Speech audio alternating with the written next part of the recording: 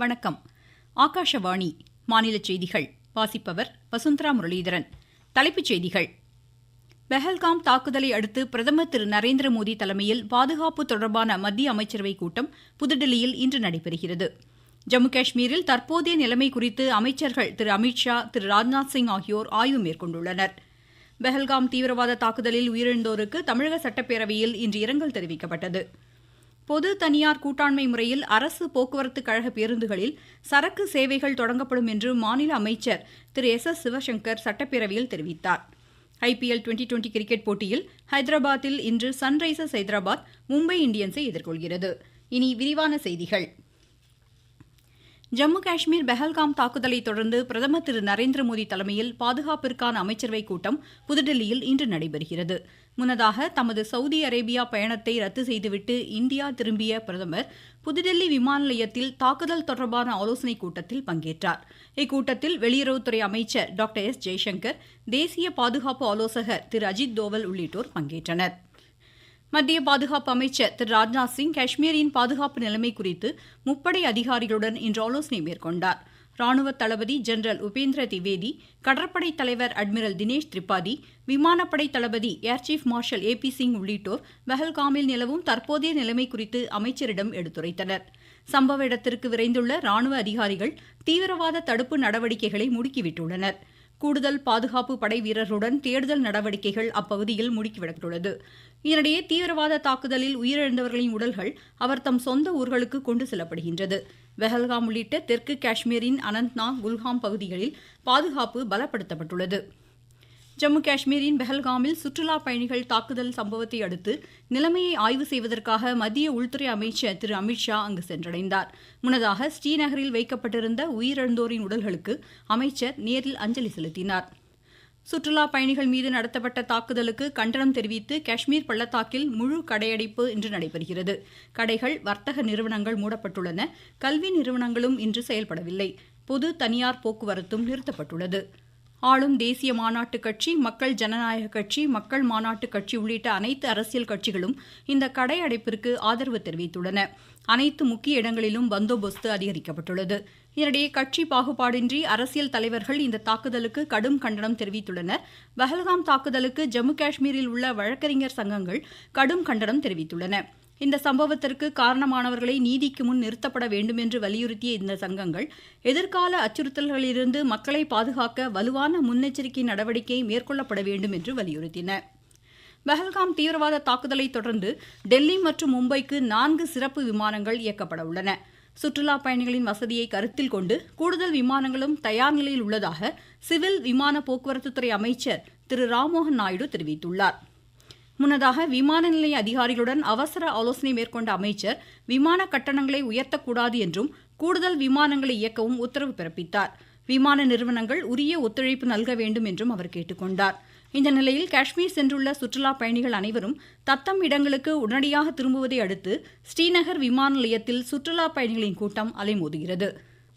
இந்த நிலையில் வடக்கு காஷ்மீரின் பாராமுல்லா எல்லை கட்டுப்பாட்டு பகுதியில் ராணுவம் நடத்திய தாக்குதலில் ஆயுதங்களுடன் ஊடுருவிய 2 பேர் சுட்டுக் கொல்லப்பட்டுள்ளனர்.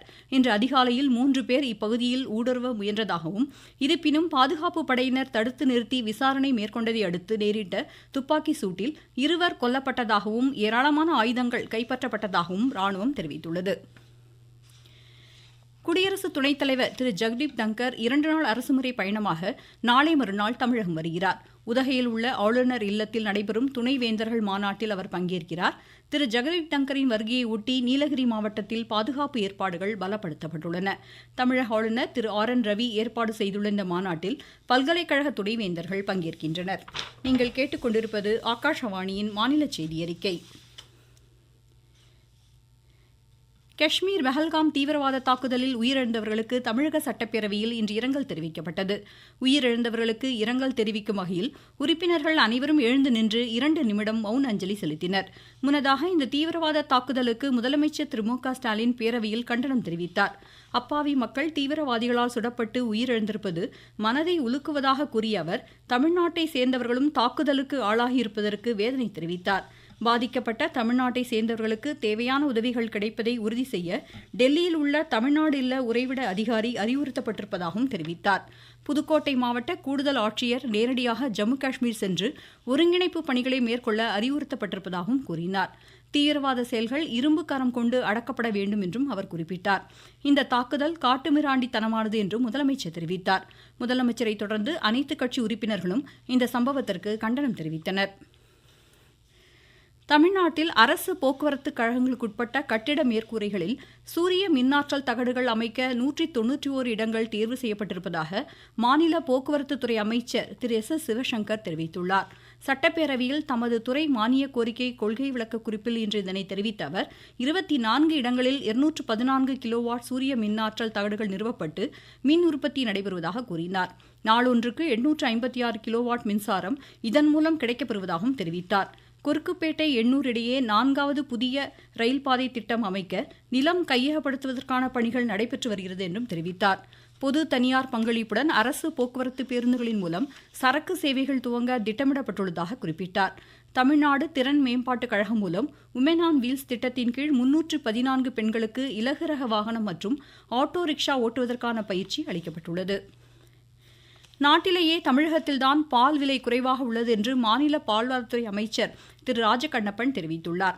சட்டப்பேரவையில் இன்று கேள்வி நேரத்தின் போது இதனை தெரிவித்த அவர், கோடைக்காலம் என்பதால் பால் உற்பத்தி தற்போது குறைவாக உள்ளது என்றும் ஜூன் மாதத்திற்கு பின்னர் உற்பத்தி அதிகரிக்கும் என்றும் தெரிவித்தார். பால் உற்பத்தியாளர் கூட்டுறவு சங்கங்களுக்கு சொந்த கட்டிடம் கட்ட இடம் கிடைத்தவுடன் உரிய நடவடிக்கை எடுக்கப்படும் என்றும் கூறினார். சட்டப்பேரவையில் கேள்வி நேரத்தின் போது வெளியான மேலும் சில தகவல்கள்.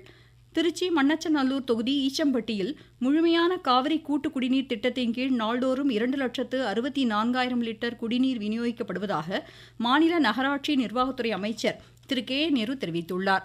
கோவை மைசூர் சாலையை அகலப்படுத்தும் பணி விரைவில் மேற்கொள்ளப்படும் என்றும் அதற்கான நிலம் கையகப்படுத்தும் பணிகள் தற்போது நடைபெற்று வருவதாகவும் பொதுப்பணித்துறை அமைச்சர் திரு ஏவா வேலு கூறியுள்ளார். திருவையாறு தொகுதி வீரசிங்கம்பேட்டை அருள்மிகு வைத்தியநாத சுவாமி திருக்கோவில் திருப்பணிகள் 1,50 கோடி ரூபாய் செலவில் மேற்கொள்ளப்படும் என்று மாநில இந்து சமய அறநிலையத்துறை அமைச்சர் சேகர்பாபு கூறியுள்ளார். நாகை மாவட்டம் வேதாரண்யத்தில் 9,000 ஏக்கர் பரப்பளவில் உப்பு உற்பத்தி செய்யப்படுவதாக எமது செய்தியாளர் தெரிவிக்கிறார். நாகை மாவட்டம் வேதாரண்யம் அடுத்த அகஸ்தியம்பள்ளி, கடினவயல், கோடியக்காடு பகுதியில் சுமார் 9,000 ஏக்கரில் நிலப்பரப்பில் உப்பு உற்பத்தி செய்யப்பட்டு வருகிறது. இங்கு உற்பத்தி செய்யப்படுகின்ற உப்பு வெளி மாவட்டங்களுக்கும் வெளிநாடுகளுக்கும் அனுப்பப்பட்டு வருகிறது. இந்த ஆண்டுக்கான உப்பு உற்பத்தி நடைபெற்று வரும் நிலையில் கடந்த 1 மாத காலமாக வெயிலின் தாக்கம் அதிகரித்துள்ளதால் உப்பு உற்பத்தியாளர்களுக்கு சாதகமான காலநிலை உருவாகியுள்ளது. இதனால் உப்பள பகுதியில் உப்பு உற்பத்தி அதிகரித்து காணப்படுகிறது. தற்போது இரவு பகலாக உப்பு உற்பத்தியில் தொழிலாளர்கள் முழுவீச்சில் ஈடுபட்டு வருகிறார்கள். நாகையிலிருந்து செல்வன் ஜெபராஜ். திருச்சி, கரூர், அரியலூர் மாவட்டங்களில் நாளை மறுநாள் தனியார் துறை வேலைவாய்ப்பு முகாம் நடைபெறும்.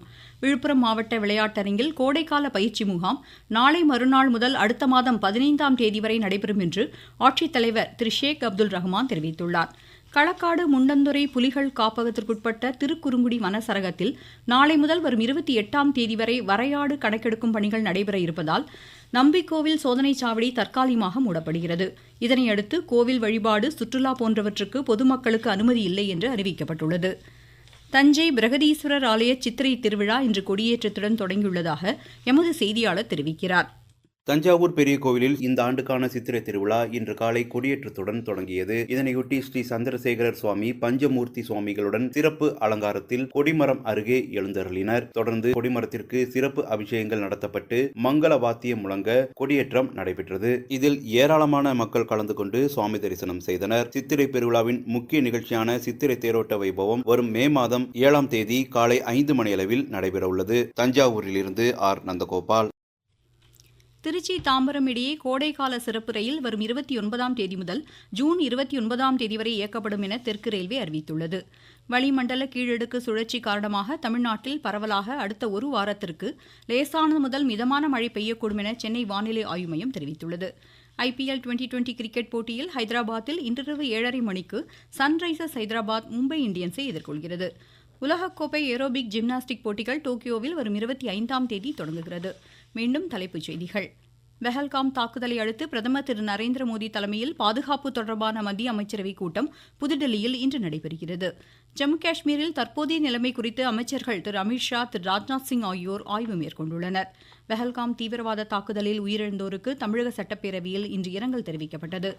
பொது தனியார் கூட்டாண்மை முறையில் அரசு போக்குவரத்து கழக பேருந்துகளில் சரக்கு சேவைகள் தொடங்கப்படும் என்று மாநில அமைச்சர் திரு எஸ். சிவசங்கர் சட்டப்பேரவையில் தெரிவித்தார். IPL 2020 கிரிக்கெட் போட்டியில் ஹைதராபாத்தில் இன்று சன்ரைசர்ஸ் ஹைதராபாத் மும்பை இந்தியன்ஸை எதிர்கொள்கிறது. இத்துடன் இந்த செய்தியறிக்கை முடிவடைகிறது.